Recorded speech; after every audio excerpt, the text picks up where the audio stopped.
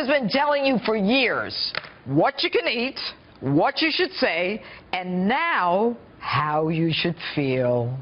Take a listen to Michelle Obama.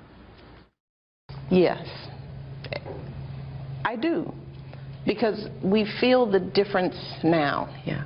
See, now we're feeling what not having hope feels like. You know, hope is necessary. It's a necessary concept. What else do you have if you don't have hope? Really? This from a woman who in 2008, at 44 years old, said for the first time in her life she was proud of her country when her husband was running for president. And now, 8 years later, you're out of hope, Michelle? You've lived a life few can even imagine, at the citadel of power and prestige in the world. You and your husband, blessed by God and the American people, with a unique and historic opportunity to not only lead America from that shining place on a hill, but impact Americans and give them hope that virtually no others can. And now that you're leaving, hope is gone? Since when does hope rise and fall with you and Barack in the White House? But it doesn't end there. When asked if your husband's administration achieved his promise of hope to Americans, your answer, a resounding yes. Quote, especially in times of crisis and turmoil. Are you kidding?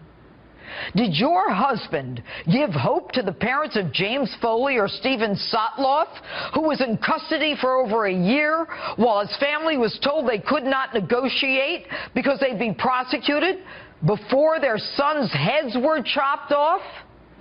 To try to convince America that once you and Barack exit the White House, hope is removed for America is an outrage. And I'll tell you what else is an outrage. An outrage is when your husband struts up to the microphone at a national prayer breakfast and tells Christians to get off their high horses because the Christians are afraid of Muslim terrorists cutting their heads off. And I'd say that that was a crisis, but no hope there. ISIS today only looms larger. And by the way, Michelle, have you heard of San Bernardino, Orlando, or that workplace violence that happened at Fort Hood in Texas?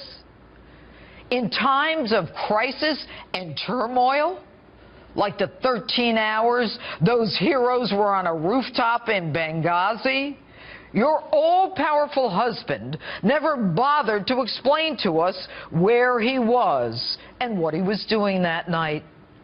All we know is the only power that he was ready to unleash was Air Force One to fly to Las Vegas for a fundraiser the next morning so that you guys could live the life another 4 years in the White House.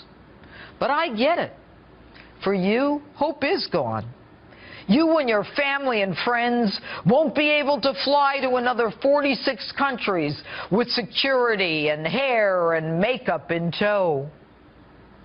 Michelle, you may not realize it, but Americans rejected you and everything you stand for. They know what hope is. Hope is when people, 30,000 at a time, stand in line in the cold with their children, hoping to get the glimpse of a man that they think can change the course of their lives from the downward spiral that you and Mr. Hope and Change have put them on. I'll tell you what hope and change is.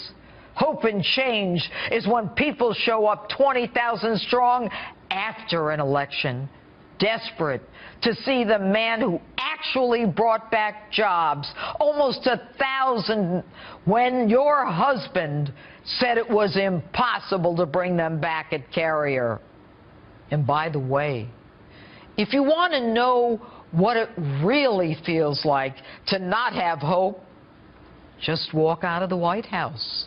As ordinary Americans, you'll see real fast.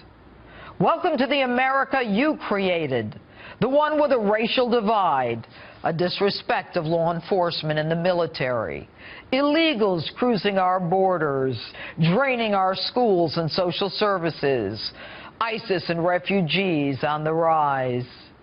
No hope? Michelle, I'm surprised at you. What happened to when they go low, we go high? And you know this, man.